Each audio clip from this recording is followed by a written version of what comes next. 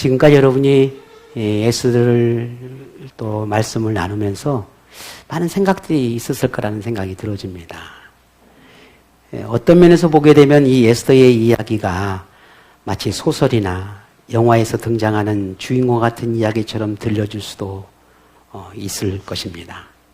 노예 신분이고 이방 민족에 지나지 않는 사람이 왕후가 되거나 대제국의 제2인자가 되는 그런 급격한 신분 상승이 일어나는 일이 결코 흔한 일이 아니지 않습니까?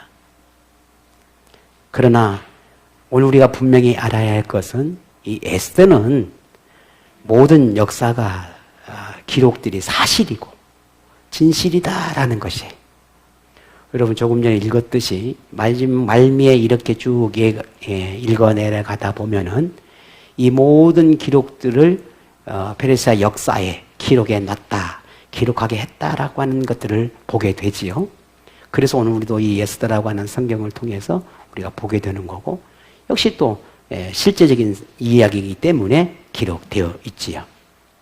우리가 에스더를 읽을 때 반드시 기억해야 할 것은 오늘 본문에 나오는 몇몇의 어떤 그런 주인공처럼 들려지는 그런 사람들의 인생 역전을 이룬 참으로 기가 막힌 이야기가 아니라 거기에 멈추는 것이 아니라 그들의 삶의 중심에서 일하시는 하나님을 볼 수 있어야 한다는 겁니다.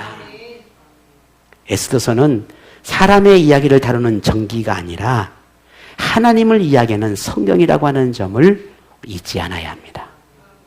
하나님이 인생을 이끌어 가시는 분이고 인생을 이끌어 가실 때는 반드시 목적과 이유가 있다라고 하는 것을 우리에게 알려주고 있습니다. 또한 하나님은 인생만이 아니라 역사의 주인으로서 각각의 모든 시대마다 적절한 계획과 섭리로 간섭하시는 분으로 공의와 정의를 이루시는 분이라는 것 또한도 우리에게 알려주고 있습니다. 그러니 에스더서를 대하는 우리는 성경 속에서 사람들의 이야기 속에 감추어져 있는 겉으로 드러나 있지 않지만 분명히 존재하고 있는 그 하나님의 역사하심들을 볼 수 있어야 하겠습니다. 오늘 우리가 함께 나눌 이 본문은 에스더서의 결말에 해당하는 것으로 에스더와 모르드게 그리고 유대인들을 향한 하나님의 간섭하심과 섭리를 어떻게 이제 마무리하려고 하시는지에 대한 이야기를 우리가 이제 보게 됩니다. 하나님의 시대마다 필요한 사람들을 부르시고 그들에게 부여한 사명을 깨닫게 함으로 하나님의 뜻을 완벽하게 이루어가고 계신다라고 하는 걸 오늘 이 본문을 통해서 이제 마무리하려고 합니다. 우리는 좋은 세대가 있고 그렇지 못하다라고 생각되어지는 분명한 시대가 있지요. 살만 했다라는 시대가 있는가 하면은 또 그렇게 생각하지 못하는 시대도 있고 또 이때가 정말 이런 사람이 필요하고 이런 교회에 이런 사람이 필요하고 이런 시대에 이런 것들이 있어야 되는데라고 하는 그런 생각들을 간혹 하기도 합니다.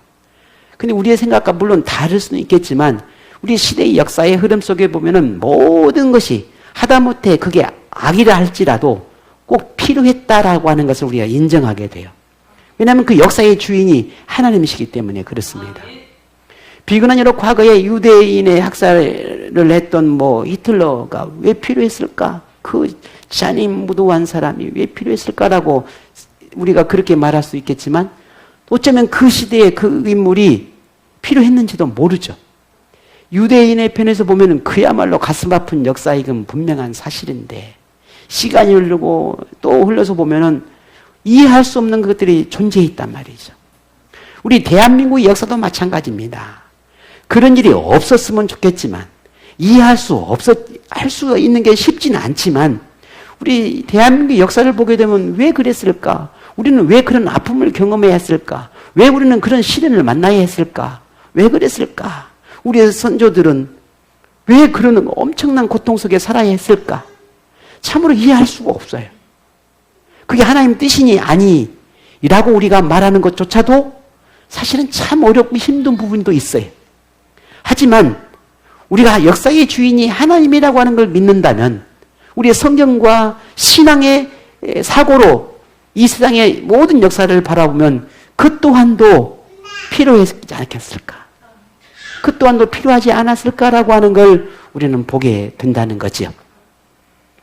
하다못해 우리의 작은 먼지만한 우리 인생의 존재 속에서도 하나님의 역사는 흘러가고 있거든요.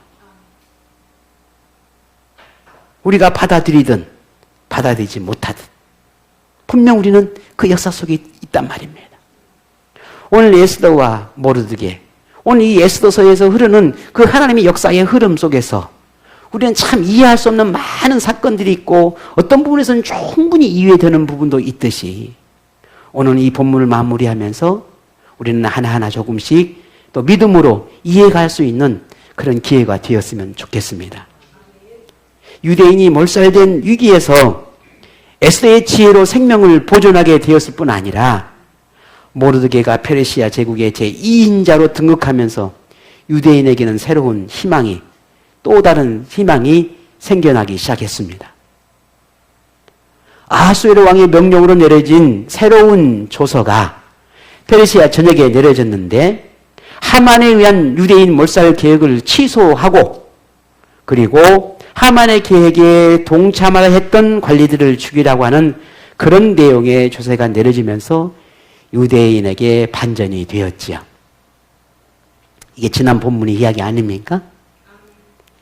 자, 드디어 아하수에로 왕이 명령한 아달월, 오늘 본문에 보면 그렇게 표현하고 있죠. 1절에 아달월, 곧 12번째 달 13일이 됩니다.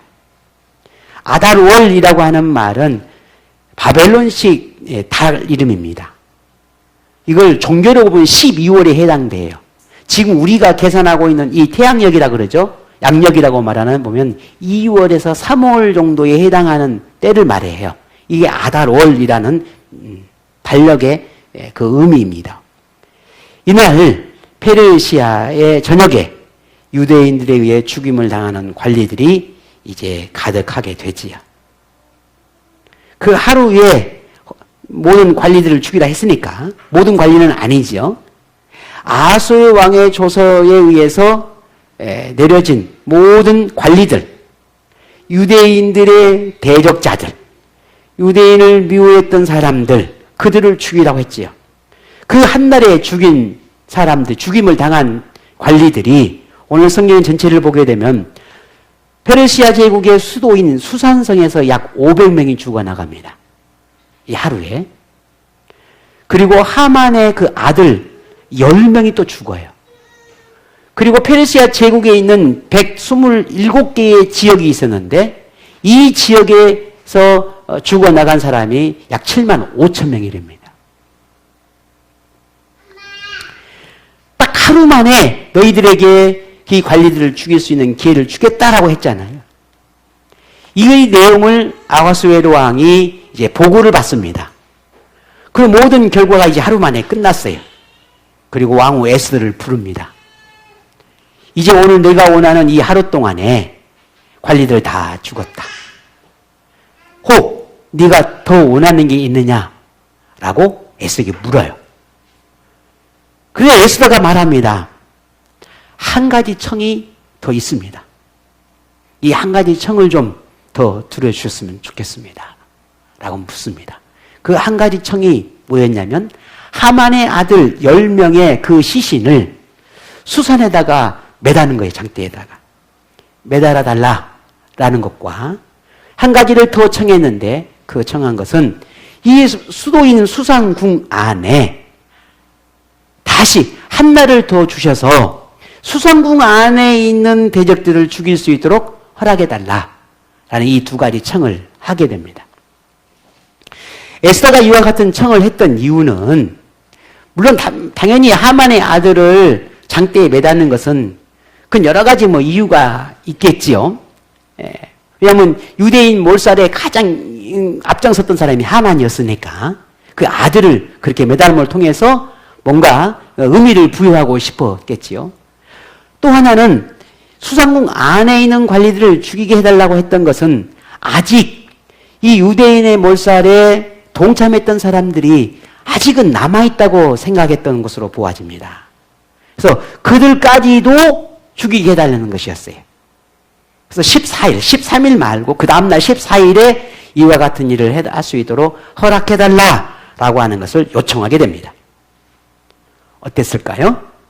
아수에로 왕이 이 에스더의 요청을 받아들입니다. 그리고 수산궁에 있는 관리들을 죽이게 되는데 이때 죽은 사람이 300명입니다. 그러니까 수산궁 안에, 수산에 있는 수도에 있는 그 관리들이 약 800명이 죽게 되는 것이죠. 이렇게 해서 유대인에 의해서 죽임을 당한 관리들이 총 75,810명이, 810명이 되게 됩니다. 자, 그러면 오늘 여러분 말씀을 들으면서 유대인이 대적자들을 학살하는 일을 들을 때 여러분 어떤 생각이 들어집니까? 이게 뭐 하만과 다를 게 뭐 있느냐라고 생각할 수도 있겠죠? 그럼 유대인의 행위가 정당한가라는 거예요. 그럼 하나님은 유대인이 이 페르시아의 관리들을 대적자들이라고 불려지는 그들을 죽이는 것을 하나님이 원하셨고 하나님의 뜻이고 그게 죄가 되지 않는 것이냐라고 물을 수도 있을는지 모릅니다. 물론 이게 윤리적으로 도덕적으로 이걸 해석하거나 바라보면 하나님은 생명을 귀하게 여기는데 어떻게 이것을 허락했을까라고 하는 관점으로 보게 되면 참 이해할 수 없습니다. 그러나 유대인의 입장에서 보거나 그 시대적인 상황으로 이걸 바라보게 되면 조금은 이해할 수 있게 됩니다. 왜냐하면 오늘 이 상황은 유대인에게는 신앙의 자유를 찾기 위한 몸부림이었습니다. 하만에 의해서 죽음의 위기에 있는 이 유대인들이 유대인의 생명을 보존하기 위한 전쟁이었다라는 거예요. 이런 면에서 보게 되면 자신의 생명을 보존하기 위한 것이었기 때문에 조금은 이해될 수 있지 않을까라고는 조심스러운 그런 생각을 해보게 되는 거죠. 그러니 유대인의 행동이 단지 보복이거나 혹은 무슨 어떤 원수를 갚는 그런 차원의 이와 같은 행위가 아니었다라고 하는 걸 우리가 이해하게 된다는 것입니다. 자, 그러면 단순히 우리의 생각으로 그렇게 바라보고 그렇게 해석할 수가 있겠는가? 이들의 행동이 무차별적인 학살이나 도륙이라고 이해할 수는 없는 건가? 라고 우리가 다시 되물을 수 있겠죠. 그런데 오늘 그렇지 않다라고 하는 걸 오늘 본문 전체적인 내용으로 보게 되면 그 이유를 찾을 수 있게 됩니다. 다시 말해서 유대인이 했던 이 모든 행위가 무차별적인 그런 죽이고 도살하는 그런 행위가 아니라 또 다른 의미, 유대인에게는 어쩌면 정당하다라고 말할 수밖에 없는 그 이유가 있다라는 거죠. 그 이유가 뭐였냐면 유대인들이 학살하고 도륙하고 있는 대상이 분명했습니다. 단 한 대상이었어요. 유대인을 몰살하려고 계획했던 하만과 그 하만의 계획에 동조했던 관리들, 유대인 몰살에 관한 이 하만의 뜻을 따랐던 관리들만 죽였다는 점이에요. 모든 페르시아 관리들 다 죽인 게 아니라 그 대상만 한정되어 있었다는 거죠. 이것을 9장 5절에 보게 되면 유다인이 칼로 그 모든 대적들을 쳐서 도륙하고 진멸하고 자기를 미워하는 자에게 마음대로 행하고 했습니다. 그래서 그 대상을 미워하는 자라고, 유대인을 미워하는 자라고 한정했다는 말이에요. 여기서 그 대상이 분명하게 나오게 되는 거죠. 만일 무차별적인 학살이었다고 하면은 복수와 다를 것이 없었을 것이고, 만약에 그랬다면 하나님은 절대로 유대인들의 그와 같은 행동을 허락하지 않았을 거라는 말입니다. 또 다른 하나의 특징이 있는데, 10절이나 15절에도 같은 말이 반복이 되어지고 이와 같은 말이 16절에도 이어서 나오게 되는데 우리 16절을 다 같이 한번 읽어보겠습니다. 16절입니다. 왕의 각 지방에 있는 다른 유다인들이 모여 스스로 생명을 보호하여 대적들에게서 벗어나며 자기들을 미워하는 자 7만 5천 명을 도력하되 그들의 재산에는 손을 대지 아니하였더라. 아멘. 자, 반복되는 말이 몇 가지가 나오는데 하나는 미워하는 자라는 말이에요. 그리고 또 하나가 있어요. 발견하셨어요? 10절, 15절, 오늘 16절 무엇이었나요? 그렇습니다. 그들의 재산에는 손을 대지 않았다라는 말이 나와요. 이것은 유대인들의 대적들을 도륙하긴 했지만 그들의 재산을 손을 대지 않았다라고 하는 거예요. 이것은 그냥 학살이나 무슨 원수나 아니면 무슨 그들을 그냥 다 잡아 죽이겠다라고 하는 그런 무차별적인 학살이 아니었다라는 의미를 여기에서 볼 수가 있습니다. 조금 더 우리는 더 분명해지는 것은 아하수에로 왕이 두 번째 조서를 내렸을 때에 그 조서 내용 가운데 첨가된 내용이 하나 있었지요. 유대인들에게 뭐라고 했냐면은 너희들이 바리새인 관리를 다 죽이는데 그 관리들과 그리고 그의 처와 그의 자식들과 죽이고 완전히 다 도륙하고 그 다음에 그의 재산들은 다 너희 것이 되도록 해라. 다 너희들 걸로 해라. 만들어라. 라고 하는 내용이었었어요. 근데 그 조서처럼 유대인들은 하지 않았어요. 왜냐하면 단순한 저들을 다 죽이는 게 목적이 아니었으니까. 이것으로 보아도 유대인들의 이 학살은 하만이 품었던 그 악함들, 유대인을 다 몰살하겠다라고 하는 그런 악행의 의미나 동기가 아니었다라고 하는 것을 오늘 이 페르시아 모든 전역에 있는 사람들에게 알려주는 그런 모습이었다라는 거죠.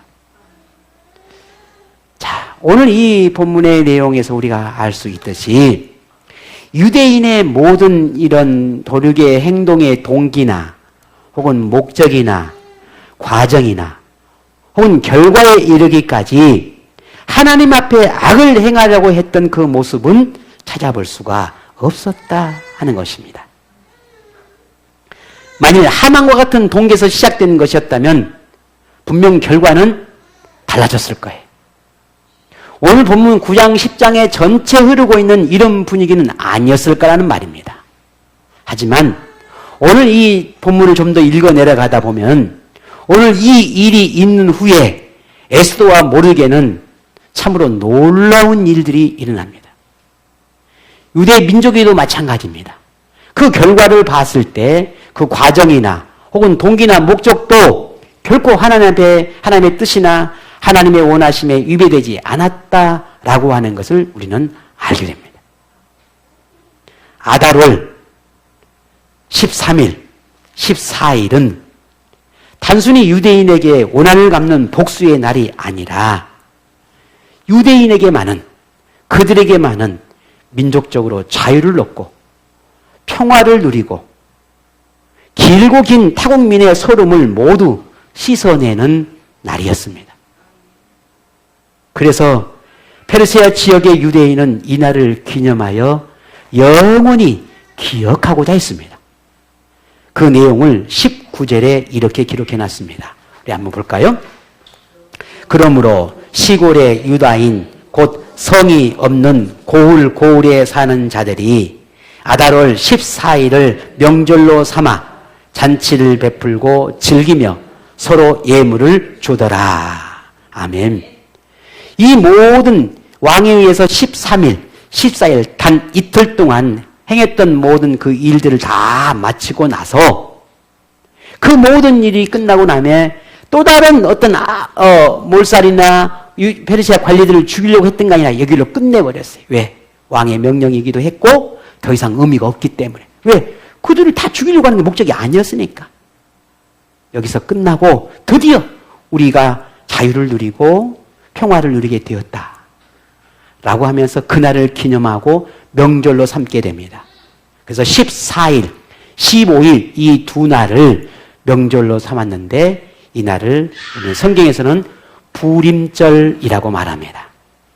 이때가 지금 현재도 유대인들은 이 부림절이라고 하는 성경에 보게 되면 오늘 이 에스에서 유일하게 나오는 것이 부림절이라는 절기입니다. 명절이에요.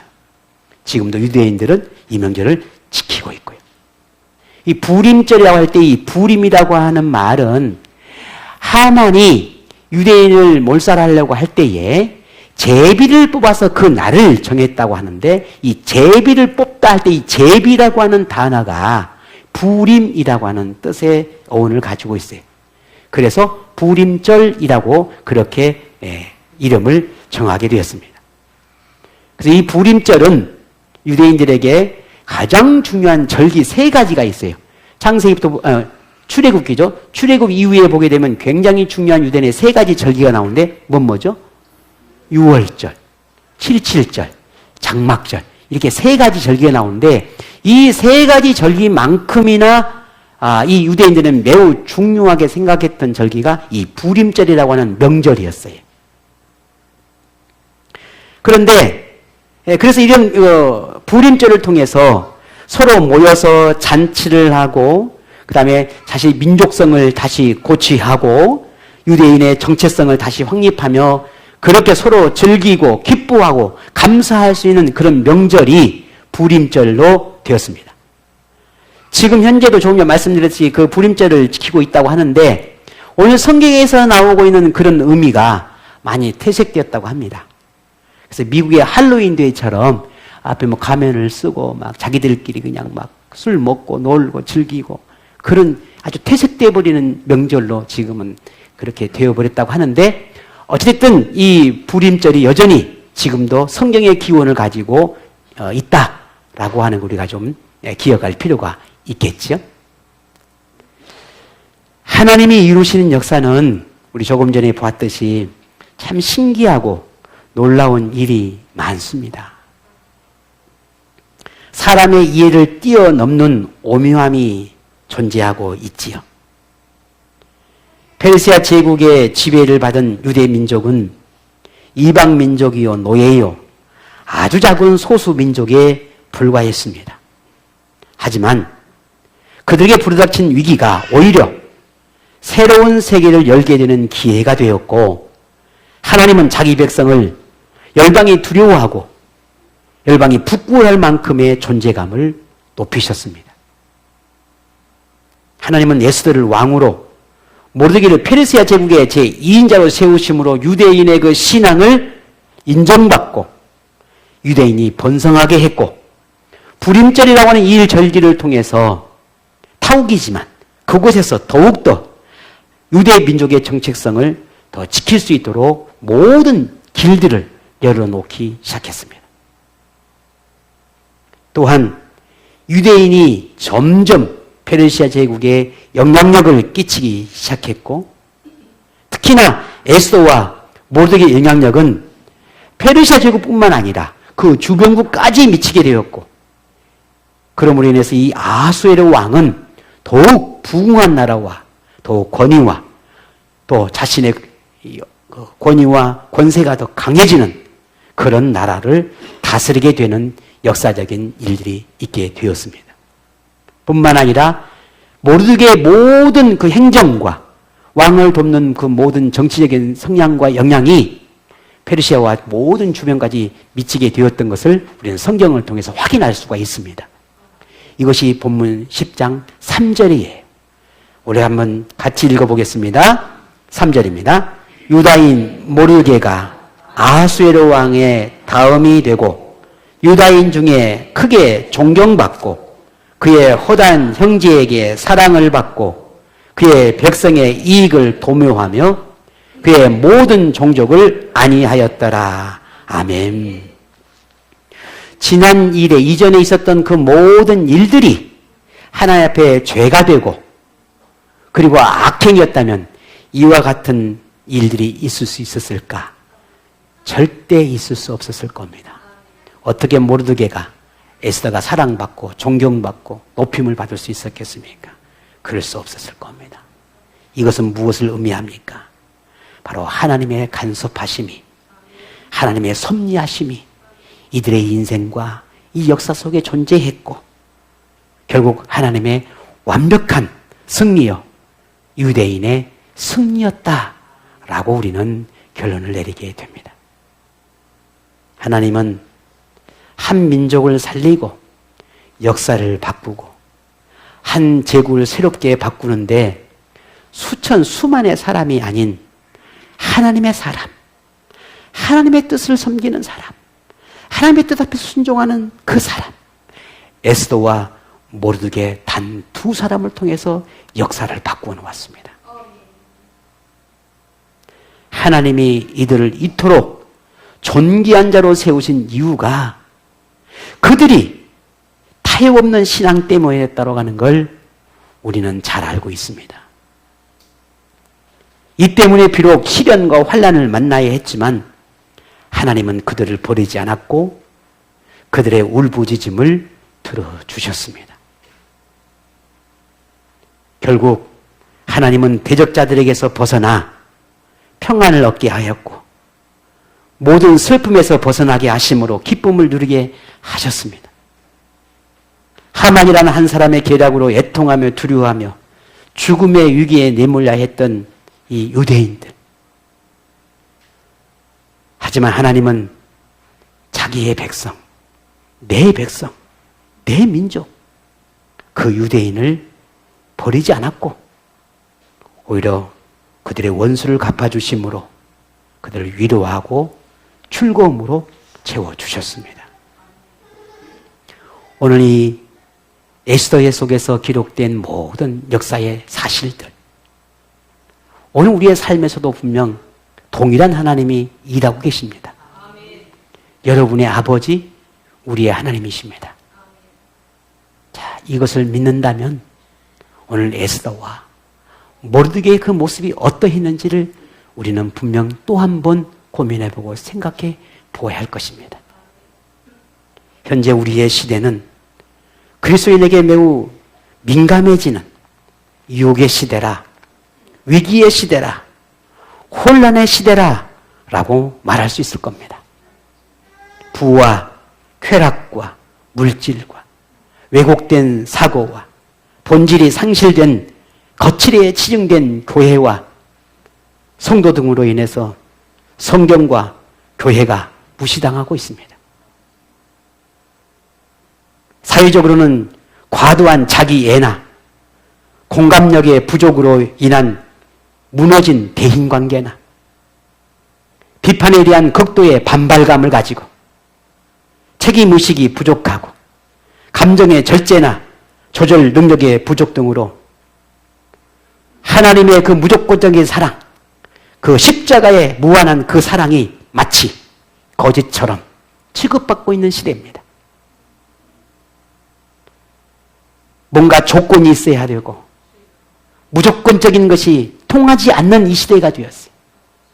자신의 이익이 앞서고 이익이 아니면 원수가 되는 그런 시대가 됐어요.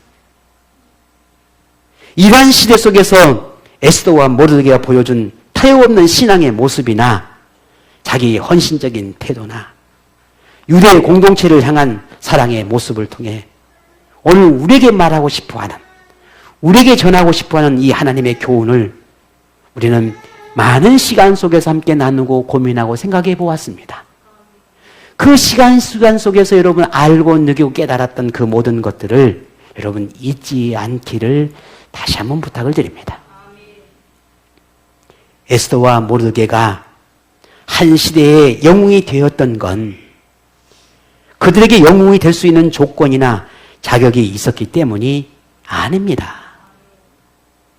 이들이 민족을 뛰어넘어 많은 사람에게 존경받고 존귀한 대우를 받으며 사랑을 받을 수 있었던 건 그들에게 그럴 만한 뛰어난 능력이 있어서도 아닙니다.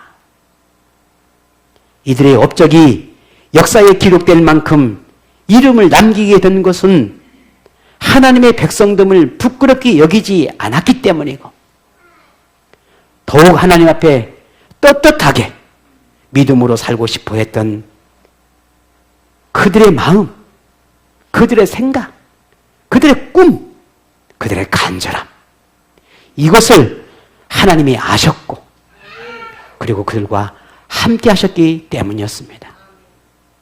그들의 삶을 붙들고 간섭하신 하나님이 그들을 높이셨기 때문에 그들이 그토록 역사에 길이 남은 인물이 될 수 있었습니다. 지금도 하나님은 에스더와 모르드게와 같은 하나님의 사람을 필요로 합니다. 자기 유익을 위해 상황과 환경에 따라 변하는 그런 카멜레온 같은 그런 온갖 변화에 급급한 사람이 아닙니다. 자기 주장을 고집하며 자기를 꺾지 않는 그런 교만한 사람도 아닙니다. 애통해야 할 때 애통하고 가슴 아파할 때 가슴 아파하고 하나님의 이름 때문에 고난받는 걸 두려워하지 않는 그런 사람, 넘어지나 다시 일어나는 사람, 나약하기 때문에 하나님을 의지할 줄 아는 사람, 그런 사람이 하나님을 찾고 하나님이 원하십니다. 하나님은 완벽한 사람을 원하는 것이 아니라 하나님 앞에 자신을 내어 드릴 줄 아는 사람을 찾고 있습니다. 무력한 속에서 하나님을 찾을 줄 아는 사람, 범사에 하나님께 귀를 묻고 삶의 지혜를 구하는 사람, 말씀의 교훈을 귀하게 여겨 순종하기를 좋아하는 사람, 깨닫는 것을 빨리 하고 자기 성찰을 잘하는 그런 겸손한 사람입니다. 오늘 저도 여러분도 우리 모두가 이런 하나님이 찾고 하나님이 기대하고 하나님이 원하는 그런 오늘 그런 모습을 가진 그런 믿음을 가진 그런 사람 오늘 저와 여러분 되기를 원합니다. 우리는 앞으로 더 변화해 가야 하고 우리는 더 다듬어져 가야 하고 우리는 더 하나님 앞에 온전한 사람이 되기 위해 달려가야 할 것입니다. 지금 저와 여러분 우리의 모습은 아직 부족합니다. 그래서 하나님은 지금 우리에게 또 오늘이라고 하는 이 기회를 주셨습니다. 말씀을 들을 수 있는 기회, 예배할 수 있는 기회, 하나님 말씀을 붙들고 내 가슴에 새길 수 있는 기회, 나를 돌아보고 성찰할 수 있는 기회를 우리에게 주셨습니다. 오늘이, 이 순간이, 이 시간이 바로 그 기회입니다. 우리의 이름이 세상의 역사에 기록되지 않을지라도 하나님의 책인 생명책에 기록될 것이고 세상에서 존귀한 자로 인정받지 않을지라도 하나님 나라에서의 영광을 누릴 수 있을 것입니다. 세상에서 위대한 영웅이 아닐지라도 하나님을 경외하며 믿음을 지키며 하나님을 영화롭게 하며 살아가는 오늘 여러분이 진정한 영웅입니다. 세상의 부와 명성과 권세를 누리지 못할지라도 하나님을 인정하는 여러분은 이미 세상과 비교할 수 없는 하나님 나라의 모든 것을 얻었으니 이미 여러분은 모든 걸, 전부를 얻었습니다.